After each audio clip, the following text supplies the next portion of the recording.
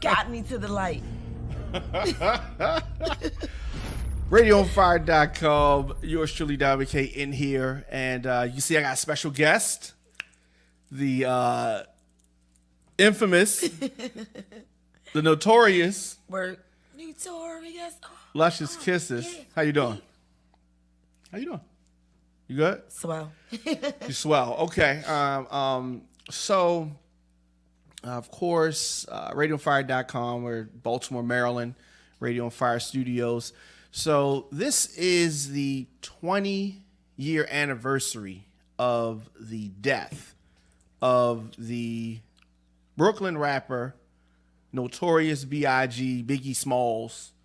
You obviously remember Biggie Smalls, right? Of course. Did you ever meet Biggie? No. No? I wish.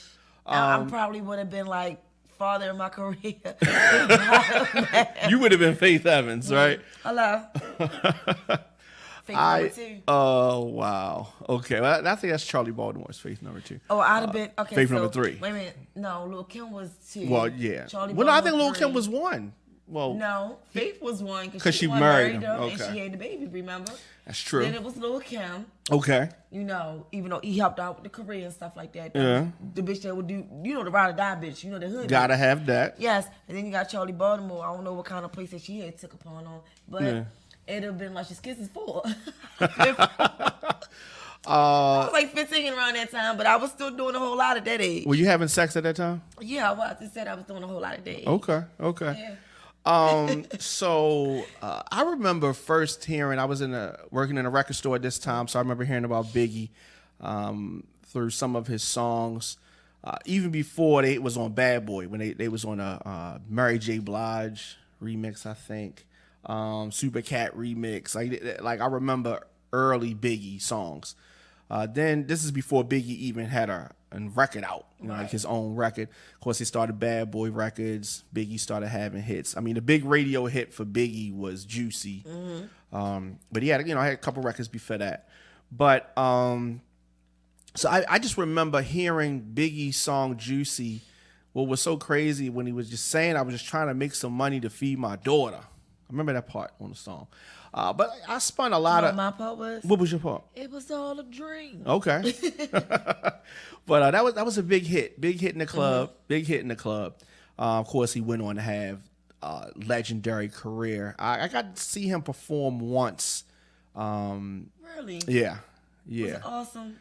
It was wild. It was at Hammer Jacks. It was. I mean, it was cool. I mean, it wasn't like he was like giving like a super duper show, but it was. I mean, it was good. I mean, it was hot. But times is different from those days until now. Now they absolutely. Lights and fireworks. Yeah. It wasn't like that, but it was a good show, and people got to see the songs. Hear the song that you wanted to hear. Right. And so. I was surprised when he married Faith Evans. It kind of came out of nowhere. Like they didn't even know each other that long. That's how you saw the movie. Well, I mean, the movie was not really reality, but bits and pieces. But based on the story, they knew each other for 2 weeks, and then they got married. That means that can I say it? Sure. That means that she got some good pussy. She got some good pussy. We're going to marry that good pussy. Yeah. She's a good bitch. No shade. No, yeah, well, I mean. Seriously, she just was a good woman. And I guess that was like, I'm a bad boy. She's a good woman. And this would be the person that will help me in certain ways and stuff. Yeah. She was different. She was different. She was different. I always liked Faith Evans. As far as Lil' Kim, I never saw like he was so tall and she was so short. It was. I thought you was about to talk bad about her. No, I love Lil' Kim. I love Lil' Kim. Female rap artist. Yeah, I love Lil' Kim. After Biggie died, her career was definitely affected. I don't think she would have the surgeries that she has now if Biggie was still alive. But I was also told that, she was in a relationship and a guy beat her and broke a jawbone on her face, and that's why one of her surgeries came up. I don't know how true that was, but I was told that. I never thought about that. She has been on the receiving end of abuse. Yeah. She's talked about it in interviews. Even Biggie abused her at times. So I mean, I guess I never thought about that. So that was the reason why. If that caused her first surgery, then because it takes a while for you to reconstruct somebody's face again. Sure. Once the jawbone is broken, whatever else was broken in your face, sure. you have to refix it and refix it and refix it so you can get it the way that you need to get it. You understand what I'm saying? Yeah. So, but I was told about the abuse and stuff like that. So maybe that's why, and it must have put her through depression. I'm quite sure. I mean, that should put you through depression. Being abused. Yeah. It definitely does. I'm not gonna make any excuses, but at least when she was dating Biggie, they were very young. She really loved him. They were very young. I think she did. Yeah, they were young, so she did. Remember, she was pregnant by him, and she got an abortion because he told her, and she was upset about Faith and all this other extra stuff. Yeah, I truly think that she really, was in love with him. I believe that, and she went through a lot with Faith Evans, obviously. But they seem like they're in a good place now. Yeah, and thank God to that, because at the end of the day, we all grown women. So he's not here no more. He's here mentally, spiritually, emotionally, and everything else. So what you gonna do? Keep banging each other or keep arguing with each other for what? Over someone that's not here no more? Right. Just patch it up and keep it on moving. And I'm glad that they support each other and they be able to now work with each other. And they were on the like Bad that. Boy tour. Yes. Yeah. I was liking it. I said, yes, girl power, yes, because you look at it, it just was a mess all these years. Yeah, definitely. And it's not like Kim's gonna be able to beat Faith, because that's a tall glass of water. Yeah, but that's a tall glass of water. But Lil Kim is a little crazy too. She's a little crazy. She don't mind going back to jail. Faith ain't that jail type person. She's a spiritual woman. I don't think. Yeah, she's I don't think so. She's a spiritual woman. Yeah. Lil Kim is like, I'll bang bang, shoot and punch you in your face kind of female. She ain't that. Lil Kim ain't that spiritual woman. She that hood chick. Faith, on the other hand, is a spiritual woman. Yeah. She's not about that. She's really not about that life. Well, that's I think that's good, and like you said, I'm glad that the two of them are in a better place. So as Biggie's career was moving along, I got to listen to some interviews, and I heard some interviews with one of Diddy's kid's mother. The first one? Yeah. The one who's in the, if you remember the video. Women, not the model chick, is it? No, before her. The model one got twins and other. Yeah, this is the stylist, Misa. Right? That's the stylist, and so she's in the hot tub in the Biggie song with the blonde hair. Exactly, where he said, your friends get with my friends, and you can be friends. Like, she's sitting right there at that key moment. She was talking about styling Biggie and changing his image from, being hood to being boss. Yes, and black as ugly as ever. But still women desiring him. So you being a lady who obviously likes dark skinned guys, right? I do. What was it about Biggie? Like, did you find Biggie attractive? Like, what was it? Well, I'm actually not attracted to big guys, but I have dated big guys before. But you did not date Biggie? No, I never dated. I was trying to clear that up. I don't know if that was out there. But what I'm saying is, you can make an ugly man look good by changing his clothing, by dressing him up and making him look a certain way, by a haircut, or by some Versace shades or something like that. You can make an ugly person look good. A Coogee sweater? Did the Coogee sweater help? Yeah. Okay. That time Coogee was hot. Yeah, it was. It was very hot. Like, you put it on, it would make you sweat. It was hot. Yeah. Yeah, my mom used to wear Coogee a lot. So. I had a Coogee sweater. I had a couple Coogee sweaters. I had some Coogee hats. I had two, and that was it. You had a Coogee hat? I never had a Coogee hat. Okay. I mean, you wasn't living like me, but it's but I had them fucking them suede jeans in the front with leather. That is so classic. I had all kinds of that classic. shit. So you had the suede front. Dang, you taking it back. No, but I know this is out the subject. Sure, okay. But do you remember the Diplomat from the Diplomat shop? Yeah, of course. My mother used to work there. Wow, that is a throwback. Yes, I couldn't afford to go in the Diplomat shop, but yeah. My mother used to work there. They had mad commercials. They had mad Diplomat commercials. So you felt like, so it wasn't that Biggie was attractive per se, but his swag made so that was. But you gotta look at it. Like I said, you had Faith, was different from Lil' Kim. Yeah. So his swag was different from both women. So you got a good woman, you got a bad woman. So I'm gonna have a good swag with this one, I'm gonna have a bad swag with this one. So it's like it's different swags. Yeah, and he definitely had those. So he had, like, with the music, you can see he had songs that were hood, and he had songs like Hypnotized that, you know, wasn't hood, and it could work in a crossover type of thing. Like with Tupac, when the whole situation happened with Tupac, of course, Tupac saying that he slept with Faith Evans. Of course, we don't know if that happened or not. But he was just trying to say things to get under Biggie's skin and try to make him respond, which I think that he responded with "Who shot you," but listen, he didn't say his name. I think personally, I'm gonna think personally, he never even slept with Faith. They was in a club, they take a picture. That's what y'all do when y'all celebrities, y'all take pictures with each other, right? Right. At them days, social media wasn't popping. She got on his Instagram for that time period. I'm just sitting there saying. So that was Instagram. So you just think it was just a picture and just something to say. And it's just something to say to get underneath his skin. Okay, well, I'm already mad because, well, was it at the time when he supposedly got robbed? And it wasn't long before that. Maybe it was like a year and a half after that. Situation that happened. So Tupac was under his, still was in his feelings. But, I mean, he did get shot. Yeah, so he yeah, did though. Yeah. I mean, he did though. But I don't think that Biggie really had nothing to do with that. I don't think that Suge Knight still had everything to do with all of this situation. With the death, but the initial shooting was before Suge Knight was involved. I don't think it was Biggie. I don't think it was Biggie either, and I don't think he didn't say that it was Biggie. He said that you knew who did it.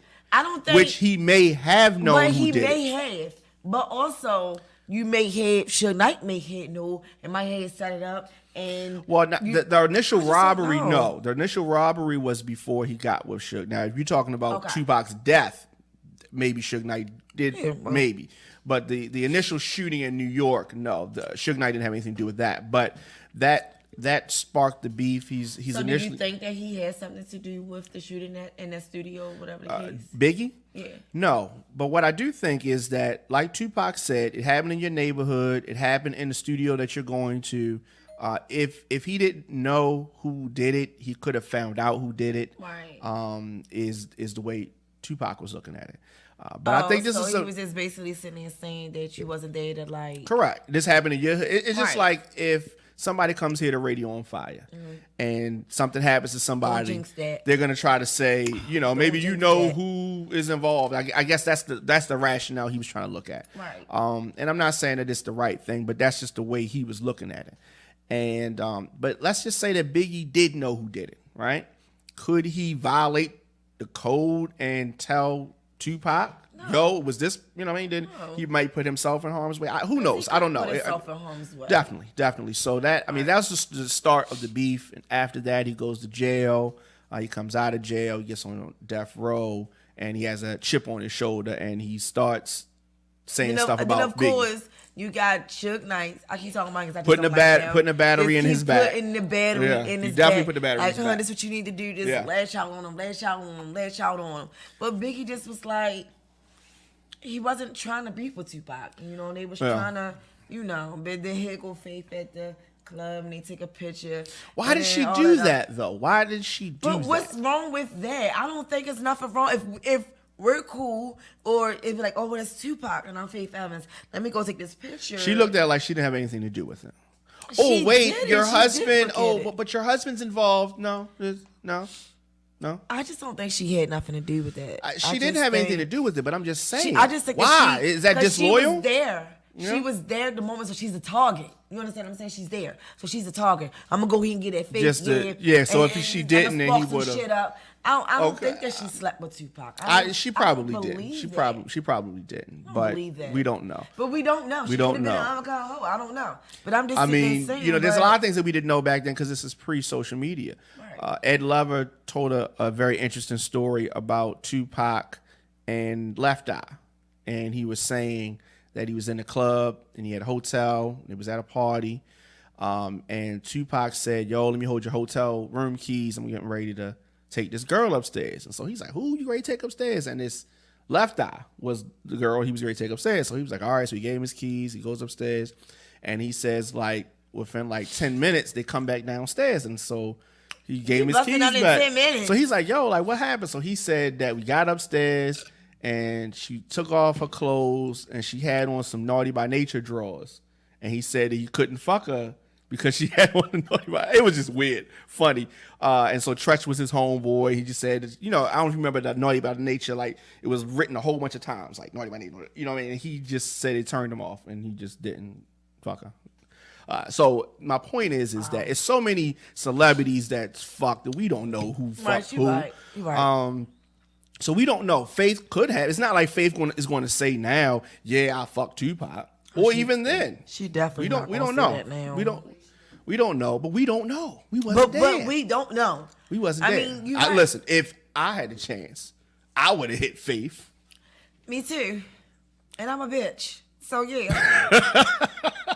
Fingers and all. So Biggie, I guess so the second, did you like the first album better or the second album? Which one? Did you like the Ready to Die album where he's got the little baby on the cover, or did you like the other album, the double album? They had like Hypnotize and like Notorious Thugs, Life After Death, yeah. Or you don't even know which was which. It just all mushes together. I do know which one because he had like the little hearse on the fucking exactly. I know exactly. it is. Okay. Shout out to you. I ain't into all that rap shit just because I'm a female rap artist, but I always listen to Tupac and Biggie Smalls, okay? Mm-hmm. So I've been a big fan of theirs. Tupac is one of my favorite rappers other than Jeezy. Those are my two favorite rappers. Mm-hmm. But I do love Biggie work. I do love his music. So I have his CDs, you know, back in the days or whatever the case might be. I don't think I like the first one. Yeah. I think the first one. I think I might be with you there. I think that. I personally think that if it was all a dream, if Life After Death had been a single album instead of the double album, I think it would have been a monster. I think that they put some songs. Do you think they jinxed their own death? By putting these names up there, because you know he had that, and then you had Tupac had the oh my god, what was it? Machiavelli? Yes. Mm-hmm. Do you still think that he's dead or he's alive? He's definitely dead. Yeah, Both guys are dead. I just I think that I think you can. I don't believe in luck, but I think that you can speak some things into existence. I believe that you can bring negative energy your way. And so, you know, the first album, he wanted to call the first album Not Ready to Die. He wanted to call it Teflon Dawn. And Diddy was like, no, don't call it that. They were trying to go with this whole theme of the Ready to Die thing and telling the story from the perspective of somebody that doesn't have anything to lose. And that was a lot to get him to change the name of that because he wanted to go with something different. But I think there was a concept. I think that, you know, he wanted to do Ready to Die. He wanted to do Life After Death. And I think he wanted to do Born Again. I think that was the next title that he had. So I think it was just like a series. And I don't think it was anything more than that. I think it was just art. I don't think he was, but, you know, I think that unfortunately, now had the situation with Tupac not happened, or had they been able to squash things like it was planned, I think that they both would have been, well, at least Biggie would have been okay. But once Tupac died, then you can't squash it. Now, if Tupac didn't die when he died, maybe a year later, or they would have been okay. And, you know what I mean? But unfortunately, what happened to Tupac happened, and they never get a chance to squash it. And now Tupac fans have an attitude. And then Biggie comes out there, and then it just, you know, unfortunately, what happened. Do you remember when you heard about Biggie dying? Yes. Where were you? Oh God, East Baltimore, where I was at. Well, yeah. So you was in the trenches, okay. So like, were you like? How did you found it the next day, like that night? Like, how did you? Wasn't like we had social media, so how did you find out? We didn't. I think I was with my first love. Okay. And that's how I got hooked on to listen to Tupac and Biggie. But he's listening to Tupac all the time. Did he wear a scarf on his head like Tupac too? No, but he just listened to Tupac all the time. Yeah.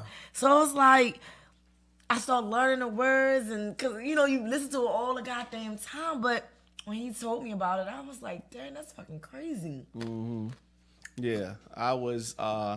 It's so funny because I was in bed because it was late and it happened on the West Coast, so they're on West Coast time, so they're 3 hours behind where we were. So I was in bed, and I was in. I remember exactly where I was living in my second apartment. I was in bed with my. That's crazy. I was staying with my adopted son's mother. Patterson Park.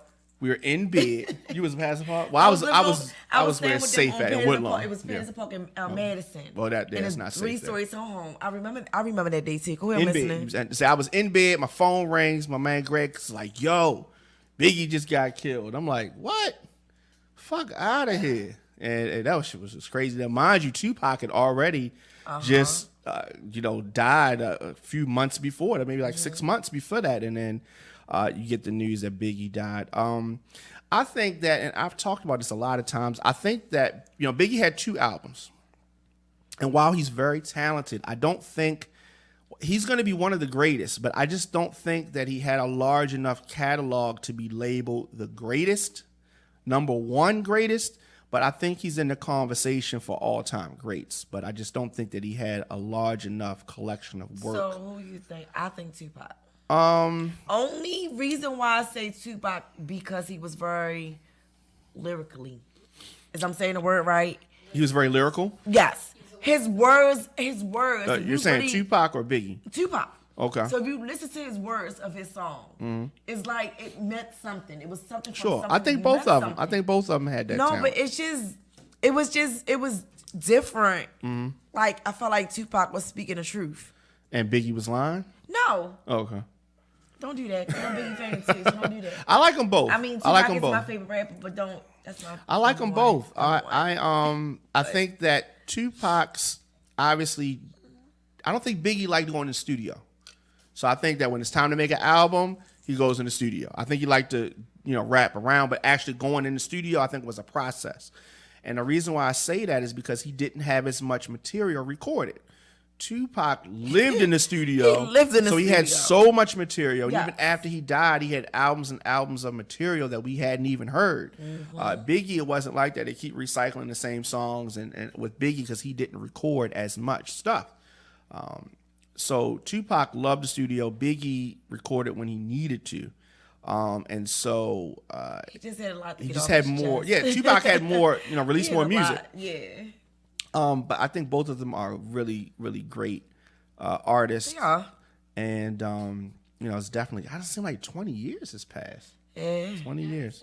97, 2017. Yeah, so this was the day. I was 17 years old. I was 16. Shout out to you. Thank you. Shout outs to me. Shout out to you. But it's just crazy though because they was both some good artists. Yeah. And it wasn't. It just their Two of the life greats. had to have been taken so soon. Yeah, definitely. Because just imagine where they'd have been at this time. Yeah, I mean, it's no telling. It's no telling. We can't even begin to speculate. A lot of times people say, "Oh, if Biggie was still alive, this one wouldn't be where he is, or that one." That's not true. That's not true. And that's not true. That's not That's true. not true.